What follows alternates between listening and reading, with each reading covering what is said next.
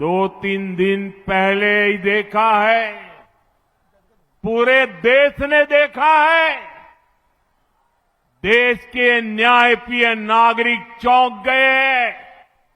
कैसे मालदा में न्यायिक अधिकारियों को बंधक बनाकर रखा गया।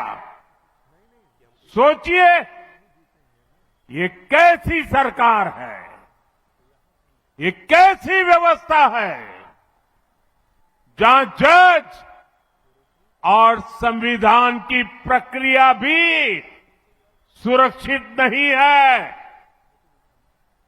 तो बंगाल की आम जनता की सुरक्षा की उम्मीद इन लोगों से कैसे की जाए? मालदा में जो हुआ वो केवल टीएमसी की उद्दंडता ही नहीं थी, ये इस निर्मम सरकार का प्रायोजित महाजंगल राज है। अब ये जंगल राज बिहार में तो खूब चिपका था, आपने देखा आरजेडी के ऊपर। वहां उसके हिस्टोरिकल वजह, मतलब जो पूर्व में सरकार बनी थी उसकी वजह थी, लालू यादव का शासनकाल था। ममता बनर्जी की सरकार पर क्या महाजंगल राज का आरोप चिपकता है? अगर वो मालदा वाला कांड जो है, वैसे तो अगर आप सोचिए तो कितना इससे बड़ा क्या बात होगी कि जज बंधक हो जाएं, लेकिन बंगाल में ऐसे नहीं, ऐसे कई घटनाएं जो है इससे पहले लॉलेसनेस की हो चुकी है, लेकिन उसके बावजूद ममता बनर्जी 3 चुनाव तो जीती ना प्रोफेसर साहब। बिल्कुल।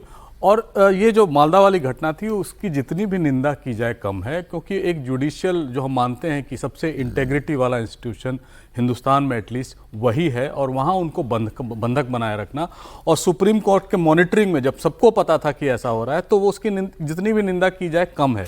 रही बात, आपने बात की थी इश्तिहार से शुरू, मुझे थोड़ी बांग्ला आती है। अच्छा।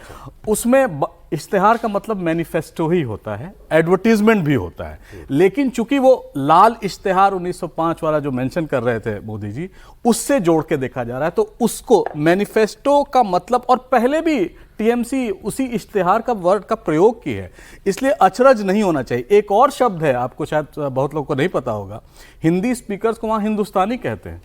तो इस टाइप के जो लिंग्विस्टिक चीज़ है उन पर नहीं भी पढ़ें। तो एक बात तो स्पष्ट है कि जैसे बिहार में भी आपने देखा था, पिछले बार एंटी इनकम्बेंसी थोड़ी थी नीतीश कुमार के खिलाफ, चूंकि पलटू चाचा और वो सब काफ़ी कारगर रहा था।